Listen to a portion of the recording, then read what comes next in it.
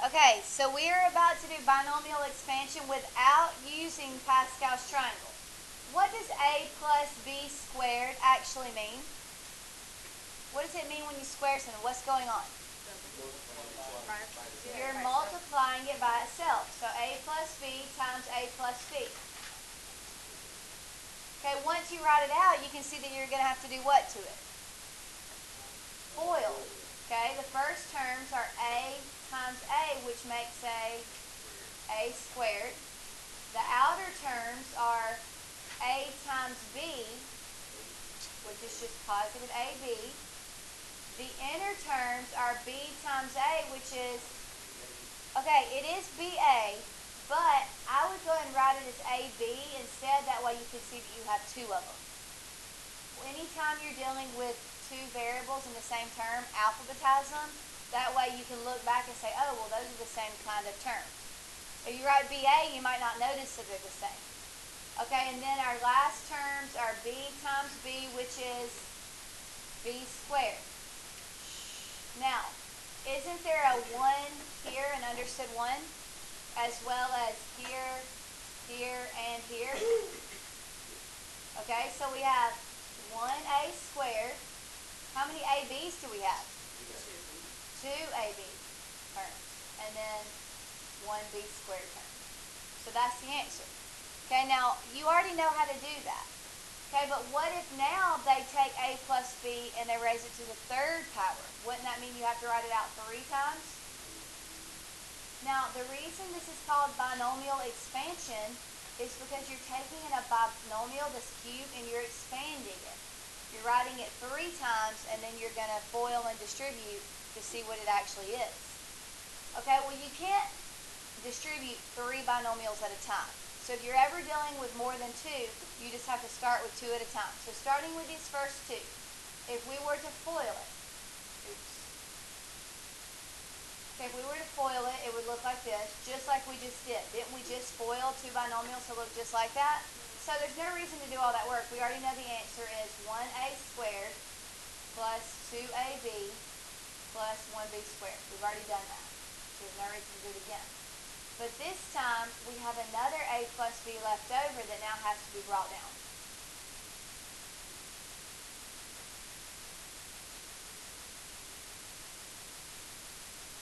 Okay, so now I have to distribute this trinomial times this binomial. Okay, so just watch and I'll give you breaks to write. That way you don't miss something while you're writing. If I start with 1a squared, 1a squared times 1a is 1a cubed, correct? But then if I do 1a squared times a, don't I also have to do it times the b? So 1a squared times b is positive 1a squared b. Okay, go ahead and write that down. Okay, look. If you do an a squared times an a, y'all all understand where I got the a cubed. If you do a squared times b, isn't that just a squared b? If I say what's x times y, won't you just say xy? So if I say what's a squared times b, don't you just say a squared b? Because you can't actually multiply them together. Like you can't, with this one you had an a and an a, so you were able to combine them to a cubed. But with the second one, a and b don't multiply together, so you leave them separate. Okay, so now I have distributed the a squared to both terms over here, so I'm done with it. So now don't you think I have to move to this term and distribute it times both of these? Okay, so watch. 2ab times a. Okay, everybody watch. You have a 2 times a 1, which is positive 2. You have an a times an a, which is a squared. And you have a b times, there's no b in that term, so the b just comes down. And now let me cover that up in black so you can see it better. Okay, so I distributed the 2ab times this. Now don't you think I have to distribute it times the b? Okay, 2 times 1 is 2. A times nothing over there would just be a. B times b is b squared. So now I'm finished with 2AB because I multiplied it by the A and by the B over there. So I can scribble it out. But I'll wait to make sure you've got everything copied. Well, that's not the final answer because what have I not done anything with? I haven't done anything with this 1B squared yet. I have to distribute this to both of those, then this to both of those, then this to both of those. Okay, so now we have distributed both of those terms to this binomial. Now we have to distribute 1B squared to this binomial. Let me clean it up a little because where I wrote that 1 is getting a little sloppy. Okay, so now look, 1B squared times A. Can you actually multiply those together? No, so you just write down what you've got in alphabetical order. We've got an A and we've got a B squared. Okay, then you have to do 1B squared times B. What is that? B cubed, right?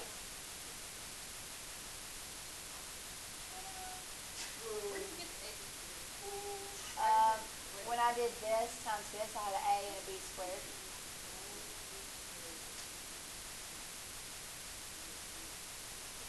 Okay, so now I'm going to combine like terms. Some of y'all are going to be really confused. Shanna. A cubed. Are there any other A cubes? No. So it just comes down. There's nothing to combine it with. Okay, then A squared B. Are there any other terms that look just like that? A squared B. A squared B. Look. A squared B, A squared B. Right here there's one of them. Right here there's two for a total of 3 A squared B terms. A squared B, A squared B. Then over here we have an AB squared, AB squared. There's 2 right here, 1 right here for a total of 3 AB squared terms.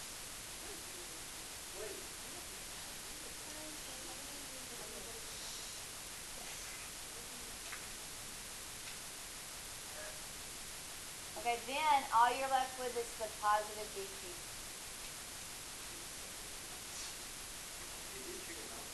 No. Okay, so now we're going to fill in Pascal's triangle so we can use it the next time we do binomial expansion.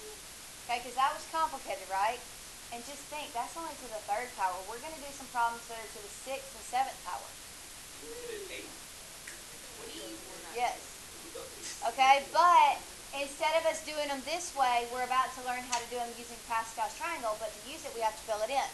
In the video, what did they tell you about this diagonal and this diagonal? All ones.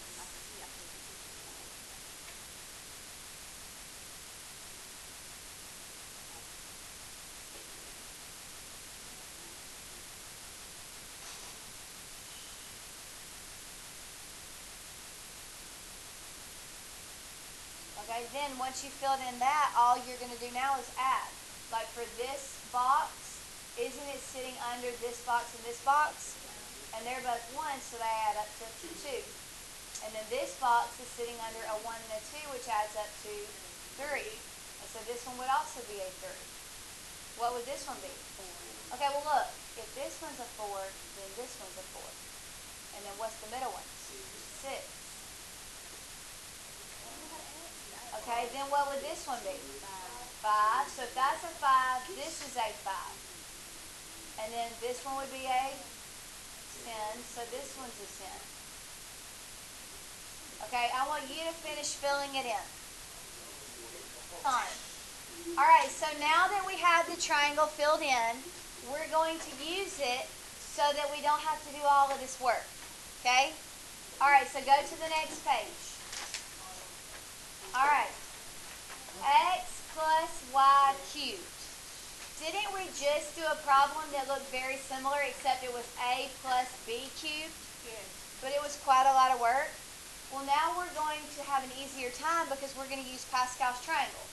Since it's cubed, you go to Pascal's triangle to the row that matches the exponent. What they mean is, go to the triangle, see how this is the first 3 you get to? So we look at this row, 1, 3, 3, 1. 1, 3, 3, 1. Now, those numbers are the coefficients of your answer. So like the first term its coefficient will be a 1.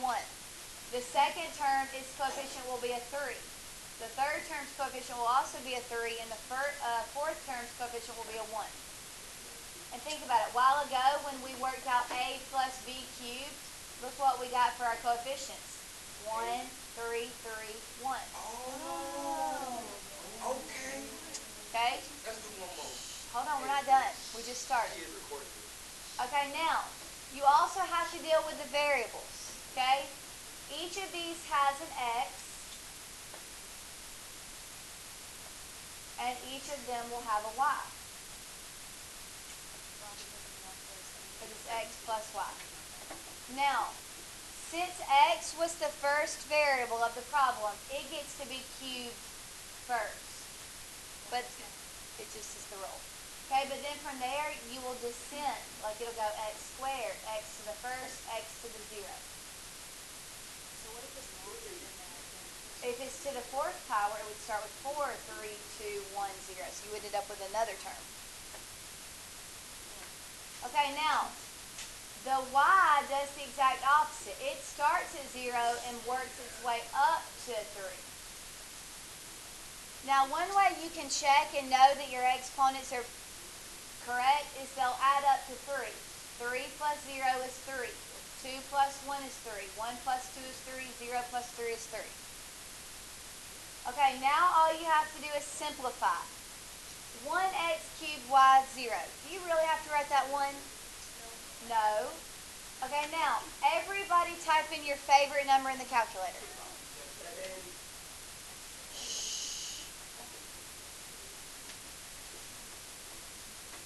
Okay, type in your favorite number. Now take that number and raise it to the 0 power. Okay, what'd you all get? 1. Everybody should get 1. When you raise any number to the 0 power, you should get 1. Okay, so if y to the 0 power equals 1, do we really need to write it? No. For the same reason we didn't write that 1. Okay, so now we have simplified the first term. Now in the second term, you have to write the 3x squared, but when you write the y, do you really have to write y to the first? No.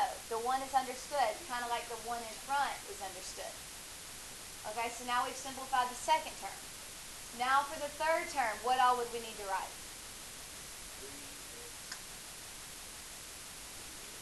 Correct. And for the fourth term, what would I need to write? 1x. Do I need to write the 1? Do I need to write x to the 0 power? No, if you write just x, that's x to the first power. It's, y'all, what is x to the 0 power? 1. So do you need to write it? No, you don't have to write the 1 though. All you have to write is the y cubed. Yep. Okay, so that is the final answer. Now, I want you to look at something. While ago, look, we've got x cubed plus 3x squared y plus 3xy squared plus y cubed. That's when we did x plus y cubed. Look when we did a plus b cubed. Same exact answer, just a's instead of x's, b's instead of y's. Same exact thing though. But don't you think doing it the way we just did is a lot easier than this? Yes. No, because that's the Triangle. Okay, watch the next problem. A lot of you aren't getting this because you're not paying attention. Okay, c plus d to the fourth power. Since it's to the fourth power, you're going to go to this row. 1, 4, 6, 4, 1. Okay, 1, 4, 6, 4, 1.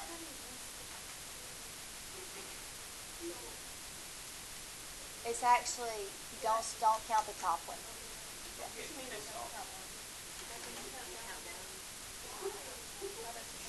You just don't. Okay, now. 1, 4, 6, 4, 1. Those are your coefficients of the final answer. Now we have to throw in the variables. We have c's.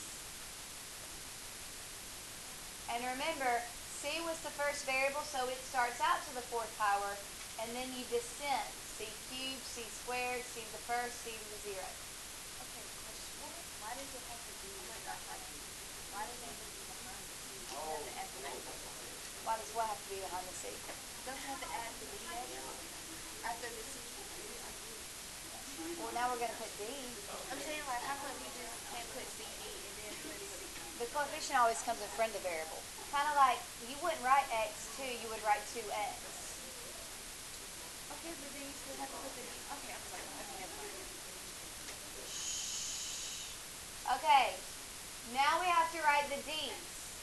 D to the 0, D to the first, D to the second, because we started with 4 and they've got to add up to 4. If you put a 4 over here, it would add up to 8. So you have to do the opposite.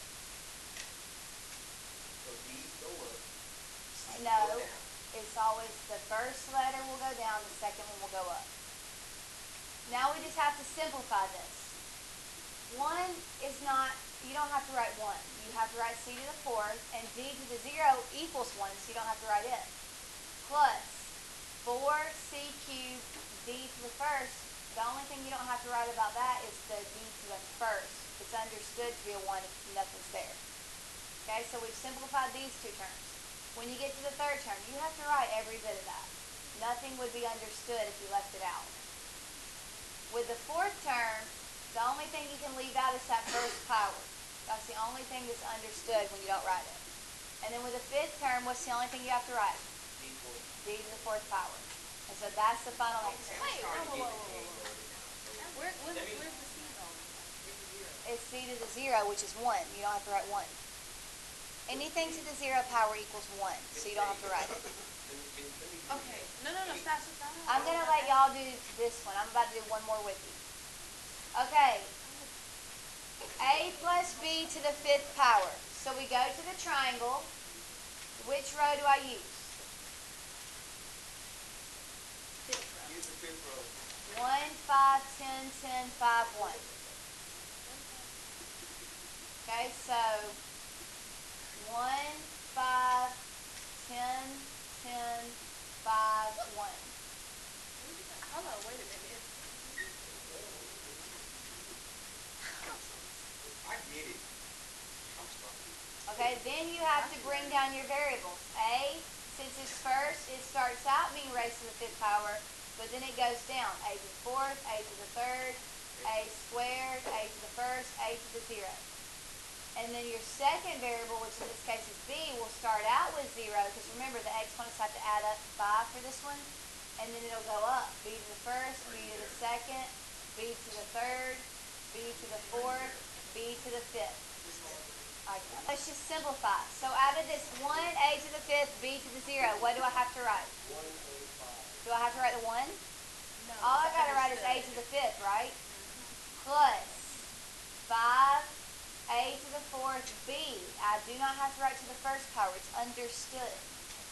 Plus 10A cubed B squared plus 10A squared B cubed plus 5A B to the 4th plus B to the 5th.